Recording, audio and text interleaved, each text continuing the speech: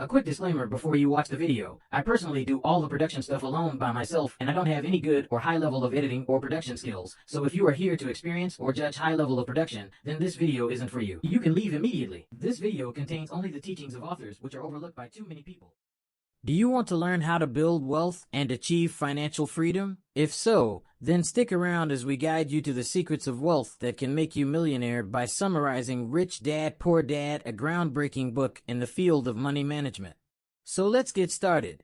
The author of this book, Robert T. Kiyosaki, is known as the Money Coach. He is a popular financial expert. Through fun stories featuring him and two dads, he shows us the collision between two contrasting mindsets about money. The poor dad, in the story, is Robert's biological father. He is a well-educated man with a PhD degree as well as a stable job and a decent income. However, he is often caught in debt. The poor dad represents the mindset of most people who do not know how to deal with money. The rich dad is his friend Mike's dad. He is an entrepreneur who did not graduate from high school. Although Rich Dad does not have deep expertise, he has excellent skills in managing money. The Rich Dad is the teacher of the author, Robert, in money management. He represents the mindset behind accumulating wealth successfully and becoming rich. He will teach you the concept of wealth that you must have to become a wealthy person. The well-known law of attraction tells us that you can actually get whatever you desire to have. If you would like to possess wealth, you would have to think like a wealthy person. Then, what are the differences between the mindset of a rich person and a poor person? There is the very classic story of the rat race. A little rat is kept in a round-wood cage. It runs very fast, trying to escape. The faster it runs, the faster the cage spins. The little rat will run faster and faster until it becomes too exhausted to continue. Even at this point, the little rat is unable to escape the cage. It seems like the little rat has put in a lot of effort, but in actuality, it had just been spinning on the same old spot. Most of us have a decent income, but that might be just enough to live an average life. Later, to improve your life, you may work harder to get promoted and raise your salary, but your expenses increase as well. Thus, the only thing you can do is to work even harder, just like that little rat running in its cage with all its might. It may seem like you are working really hard, but you still don't have any savings. Your finances are trapped in the rat race. This is a very typical mindset of the poor. Generally, they spend their whole life working for money, but fail to save any money in the end. This is just like the poor dad in this book, who had a very decent job with a high salary, but always struggled in the mire of paying bills. Even at his deathbed, he had bills left unpaid. On the other hand, rich people would not spend their whole lives working for money. Rather, they would think of ways to escape the rat race. Then, what must you do to escape the trap of the rat race? The rich dad believes that the reason why the poor spend their whole lives working for money is because they do not confront the fear and greed inside their hearts. Rather, they take hard work as a way of escaping. Most people are driven by fear to find a job, the fear of not being able to afford living expenses, the fear of not having enough money, the fear of having to start over after losing money, and more. Due to such fear, they barely think about how they can make money. They only focus on working hard and even sell their labor at a low price. However, after they do get paid, their greed and desire make them want to have more, motivating them to work harder, and as a result, trapping themselves in the rat race. Thus, if we want to escape the rat race, we have to face up to our own fear and greed. Acceptance is the first step of facing your own fear and greed. You must understand that fear and greed are just human nature. However, while you may control your fear and greed, you must not let them control you. There is a trick, which is to take failure as an opportunity of learning. You must have fallen a lot of times before you finally learned how to ride a bicycle. In the same way, it is extremely normal to experience loss in the process of building wealth. Learn from your failure, but do not consider the failure as an attack on yourself. Only by thinking this way can you overcome your internal fear more quickly. You know that there is no basketball player who has never lost a ball, and in the same way, there is no rich man who has not lost money. Take every wrong financial decision you make as an opportunity to learn. For example, if you have lost money because you blindly jumped into the stock market instead of complaining about bad luck or bad business environment, you should think about whether you have obtained enough investment knowledge and skills through the experience. Many people only think about working hard to make money because this sort of mindset is so common and does not require active thinking. It's always the easiest to follow the crowd. However, if we are serious about finding ways to make money, we have to jump out of our comfort zone. We have to enhance our capabilities and become more knowledgeable about money making and managing money. But how can we overcome greed and desire? This brings us to the second answer as to how the rich manage to escape the rat race, which is to focus on our own business. In fact, greed and desire is the result of the lack of a long-term goal and focusing only on the immediate reward. To conquer greed, you have to focus on your real goal. Don't see your job as a career, but a starting point of your own business, and find opportunities to develop your own business. The author gives one example. In 1974, Ray Kroc, the founder of McDonald's, Ray Kroc was invited to give a speech to the MBA class at Texas State University. After the speech, the students invited Ray to have a beer with them. At the bar, Ray asked the students, "Who can tell me what I do?" Everyone there laughed. Not seeing anyone answering, Ray asked again, "What do you think I do?" Another burst of laughter. Finally, a student shouted out boldly, "Ray, everyone on the earth knows you sell burgers." Ray laughed. "I knew you would say that." Everyone stopped laughing and Ray continued, "Ladies and gentlemen, in fact, I don't do burger business. My real business is real estate." Ray explained in detail that, in his business plan, the core business of McDonald's was to sell each chain store. And the primary factor that decided whether a store would succeed or fail was its location. In fact, it was the operator of a given chain store who would pay the price of the land for the McDonald's chain store. Ray had a clear mind. Staring at the sales volume of burgers day by day, that is what a salesperson can do without thinking. It could be a job, but it would not be a business. The difference between Ray and a salesperson is that he realized that selling burgers and fries is not the core of his business, but the real estate was. The author says, when McDonald's was not even around where they lived during his childhood, the rich dad had already taught him similar things that Ray taught the students. This is the third secret of becoming rich: care about your own business and find the right direction of your own business.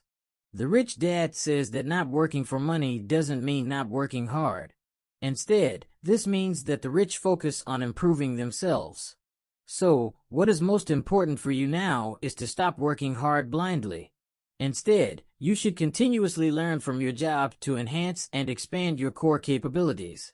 At the same time, look for opportunities to develop your own business. For example, if you work in scientific research, then maybe you could think about transforming your research into a work of popular science. If you manage to publish your work as a book, then you will have a royalty income. And this would be your own business. For a long time, the rich dad had Robert work in his shop without paying him any salary. You might be wondering, isn't this an exploitation of labor? At first, Robert was thinking so too. But the rich dad told the two kids that, although he would not pay them, they could learn and discover opportunities to develop their own businesses. During this time, the kids found an opportunity to fully use the value of the comic books that they were unable to sell. They established a library. Any kid living nearby simply had to buy a ticket to enter the library and read the comic books inside. The price for the ticket was way lower than the price they would pay for buying a comic book. Their business boomed. They even hired a kid to manage the library for them. In 3 months, they earned a lot of money, much more than the salary of a staff worker in the rich dad's shop. More importantly, the financial literacy that Robert learned during the process benefited the rest of his life, helping him build more and more wealth. Robert says, after such an experience, he is now only concerned about what he really wants and whether he could learn the skills he needs from a given job. He does not care so much about how much salary others offer him. So, you, the one who wants to build wealth, should also think about these two questions when you are at work. What do you really want? And what skills that you need can you learn from this job? That was the end of the first part. Think like the rich. The mindset of the poor can easily trap us in the rat race. Work hard out of fear, bow to your desires by consuming your earnings, and then work harder, earn more, and desire to have more. This vicious cycle is the trap of the rat race. The mindset of the rich allows us to face up to our own fear and take every failure as an opportunity to learn. It also allows us to turn desire and greed into a motivation, pushing us to focus on the things we really want and look for opportunities to develop our own business. After learning the secret that the rich don't work for money, we now have the foundation of building wealth. The next step is to manage wealth. In the following, we will continue with the second part of the secrets behind the mindset of the rich. Learn how to differentiate between an asset and a liability. Do not stop buying assets, and allow these assets to bring you a continuous source of income. You probably think it's straightforward to distinguish between assets and liabilities, but in fact, many people don't actually know what assets and liabilities are. For instance, many people see their house as their asset. But with the definition in this book, the house might also be your liability. Why is that? This is because, if the house is for your own use, it not only does not bring you any income, but also requires you to pay the mortgage interest. Even if you don't have a mortgage, you have to pay different kinds of administrative expenses, which also requires you to take out money from your own pocket. So, in the definition given by the rich dad, a house for your own use is actually a liability, while a real estate property for investment that brings you positive income is your asset. Same goes with your car. You probably think this is your asset too. But actually, a car is quite obviously the liability. You must pay continuous expenses for its maintenance. The rich dad uses a very simple method to differentiate an asset and a liability. Anything that puts money into your pocket is an asset, and anything that takes money out of your pocket is a liability. The rich dad differentiates between your assets and liabilities from the perspective of cash flow. You can imagine that your wealth pocket is connected with a pipe. Inside the pipe, there is no water but money, which is called cash flow. Then, the asset would be the entrance of the pipe, which brings a positive cash flow and fills your wealth pocket, whereas the liability would be the drainage system, which flattens your wealth pocket. Why do so many people who work hard every day and receive an increasing amount of salary fail to save any money and frequently even find themselves trapped in debt? This is just like Robert's poor dad, who had a decent job and a high salary, but was still a genuinely poor person. This is mainly because people's mistake, they consider a liability as an asset. The more they earn, the more liability they buy, and the more debt they must pay back. The next time you spend your money, you might as well first think about the difference between an asset and a liability. And ask yourself, is this expense bringing a positive cash flow? If it is bringing a negative cash flow, is there a better way to avoid this expense? Differentiating between assets and liabilities helps us avoid being trapped in the expenditure pattern of the poor. In fact, the reason a lot of people are stuck in debt is simply due to their choice in how they consume things. When the poor think about consumption, they think, if they earn more, they will also spend more. They buy massive liabilities and make their financial situation a total mess in the end. To give an example, we've all heard about stories of common people winning lotteries. They become extremely rich in a second, only to lose all their money and become poor again only after a short while. This is because they only think about consumption patterns and not about making money. In many cases, they think their purchases are assets when they are actually liabilities. When people have this mindset, regardless of how much wealth they earn, it won't take long for them to return to their original state. Moreover, people with this mindset, no matter how much money they could earn, they are inherently poor. A story goes like this. There was a young basketball player who still had a couple $1,000,000 1 year ago. But 1 year later, he could only work for a car wash shop for a low salary. He said his friends, lawyer, and accountant had taken away his money. But, as a matter of fact, it is he who did not know how to manage his wealth. You see, to become a rich, it is not how much you've earned, but how much and how long you can keep that matters the most. The secret behind the mindset of the rich is to know the difference between an asset and a liability, and then buy assets continuously to let the assets bring them a continuous flow of income. So how does the rich do that? The rich would never buy a liability with money intended for an asset. If they wanted to enhance their quality of life or buy some luxury items, they would definitely buy them with money made from their assets. Or, they would first use a method that takes money to make money, and then buy things with the resulting profit. For example, when Robert has some money and he would like to have a car, he won't buy a car right away. Instead, he will use the money for investment, like buying a stock with high growth potential, and buy a car with the money made out of the investment. Then how do we buy an asset? What we need to do is to buy the assets that will bring us positive cash flow. For example, the value of a property in a given area could be extremely underestimated. We make a down payment and buy a house in this area. After some time, the real estate market of this place recovers. The value of your house has risen 50% or even doubles. You sell your house and pay back all the loans, and still get to keep a lot of profit. If this is you, then your purchase of this asset has been a successful one. Besides real estate, other kinds of assets could also bring us revenue, such as bonds, funds, and stocks. But you need professional knowledge to purchase these products. You first need to understand how they work and buy them when you are sure you can handle them. Some other products can only be produced by human talent, which could also generate a steady revenue. These are intangible assets such as royalties and patents. The rich are not deterred by the inconvenience of learning the skills of investing money to make money. They use every penny as their soldier to build an army of their own, to build a model that lets money work for them. This was the end of the second part. Learn to know the difference between an asset and a liability. Let's summarize it. Anything that puts the money into your pocket is an asset, and anything that pulls the money out of your pocket is a liability. The poor continue to buy liabilities for the sake of enjoying life, while the rich buy assets and build a model of investing money to make money. And then they buy things with the money made from this model. The secret behind the mindset of the rich is to know the difference between an asset and a liability, and to keep buying assets to let them bring a continuous stream of revenue. Investment is the science of using money to make money. So, what are the investment strategies of the rich? The first investment strategy of the rich is finding the opportunities overlooked by others. There are always a lot of opportunities around us, but most of the time, we simply overlook them. Sometimes, there are huge opportunities to build your wealth hiding in plain sight. The author of the book, Robert, tells us a story about his friend.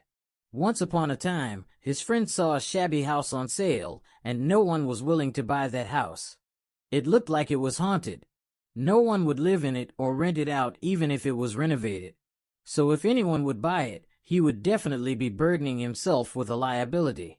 But this friend didn't stop at this conclusion. Instead, he consulted with a property company. He found that there were 4 other houses on sale together with this house. He soon bought this house along with the other 4 at a low price. Then, he demolished those 4 houses to turn them into open plots of land and sold those to the developers.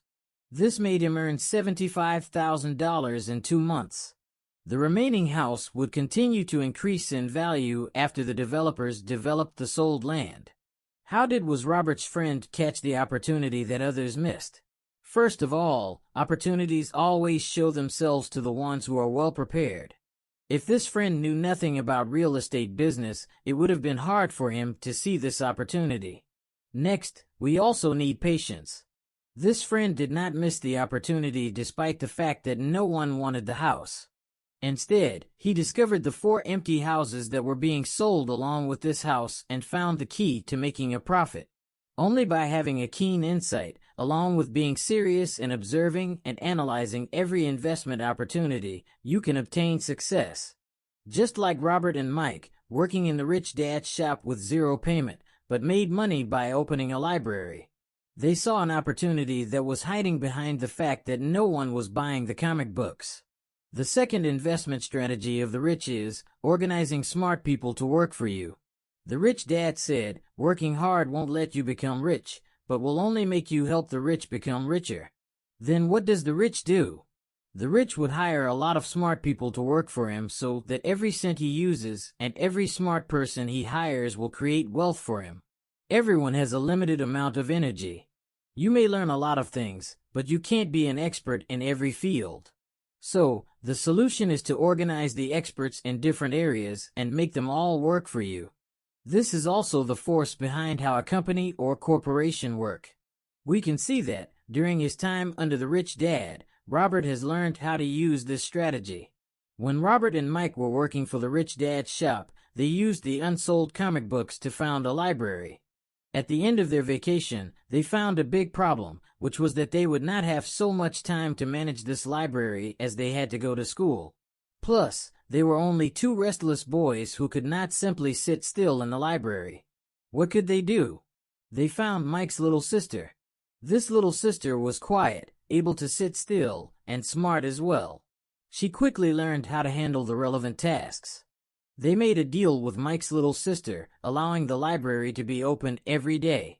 The library made a weekly revenue of about $9.50. They paid Mike's little sister $1, and they kept $8.50 as profit. We often say, leaving things requires expert knowledge to the experts. We apply the same logic here. By organizing smart people to work for you, not only can you run your business better, but you can also save your own time and energy. Next, let's talk about another critical investment strategy of the rich, which is investing in our own intelligence. Rich Dad says, the more you focus on money, the more tired you will be working for money. But money is not your most important asset.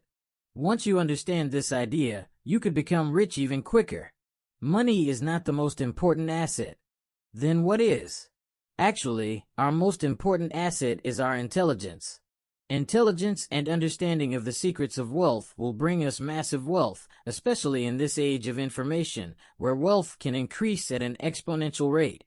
A lot of people get rich overnight with a simple idea or a single piece of contract. How do we invest in our intelligence from the perspective of building wealth? First of all, you have to change your mindset, let go of ideas that you've insisted on, and embrace the ways that will make you cash in and realize wealth growth. Many people own great talents and resources, but they don't understand the ways of creating wealth and continue to struggle in poverty. This is why we are going to learn financial literacy and improve our financial intelligence. Let's take an example. The author, Robert, was once interviewed by a journalist. The journalist wanted to become a best-selling author like him as well. Robert had read a few articles written by this journalist and thought she would be popular among the readers as she had a tough and clear style of writing. So he suggested to her that she take some good marketing lessons that could help her achieve her goal. The journalist felt offended, as she did not understand why she had to learn marketing when she already had a master's degree in English literature. What hinders us sometimes is our obsession with our accomplishments. We are not willing to learn more. It is this fixed mindset that prevented this journalist from becoming a best-selling author. In this book, For the Well-Educated Poor Dad, it was all about finding a stable job. But for the rich dad, it was all about continuing to learn. Investing in your intelligence means cultivating a growth mindset of continuous learning. In order to invest in your intelligence, you need to actively learn new concepts and knowledge on your own. For example, Robert would go to the bookstore and read a lot of different books on investment to discover new ways to invest. One time, he saw a book called The 16% Solution. He finished reading it in one breath and experimented with the ways suggested in this book. This actually brought him 16% of yield in return for his investment. Another trick is to connect with people who have already done the things you would like to do. For example, if you're going to start a cake shop, you can first go to someone who has had a successful cake shop and talk with that person. You can also speak with someone who has failed in this business to understand what you should avoid. Nothing is achieved overnight, especially for wealth management and investment. You should think of them with long-term and growth mindset. Keep learning how to improve your financial intelligence and investing capabilities. This was the last part of the book. Investing like the rich means finding opportunities overlooked by others, organizing smart people to work for you, and building up your intelligence. Let's summarize what we've learned today about secrets behind the mindset of the rich. But before that, if you want us to continue posting such insightful content like this or want to help us improve our production quality, then you can support our channel on Patreon with as low as $5. You can find the link in the description. It will really help us stay motivated. First, think like the rich. The poor work for money. The rich let money work for them. The mindset of the poor traps us in the rat race, as fear will make us work hard, and desire will make us use up our income through consumption. This will then make us work harder, earn more, and long to consume more. This is a vicious cycle, otherwise known as the trap of the rat race. No matter how hard we work, if we keep on walking the same path, we will not be able to build up our wealth. The mindset of the rich lets us face up to our own fear and take every failure as an opportunity to learn. It allows us to turn desire and greed into a driving force and to focus on the things we really want, to find opportunities to develop our own business. Second, learn to know the difference between an asset and a liability. Anything that puts money into your pocket is an asset, and anything that pulls money out of your pocket is a liability. The secret behind the mindset of the rich is to know the difference between an asset and a liability, and to keep buying assets that will bring them continuous stream of revenue. Third, invest like the rich. The first investment strategy of a rich is to find opportunities overlooked by others. To spot an opportunity accurately, we have to obtain the necessary basic knowledge in the relevant area. Then, we must observe and think cleverly if we wish to grab the chance. The second investment strategy of the rich is organizing smart people to work for you and letting the professionals do things that require professional knowledge. This will allow your business to run better and save you time and energy. Another investment strategy of the rich is to invest in yourself. The best investment is actually the investment on your own intelligence. Keep learning, get to know and try new concepts and gather new knowledge. Connect with experienced people in the field that you want to step in. These are the best investments for yourself.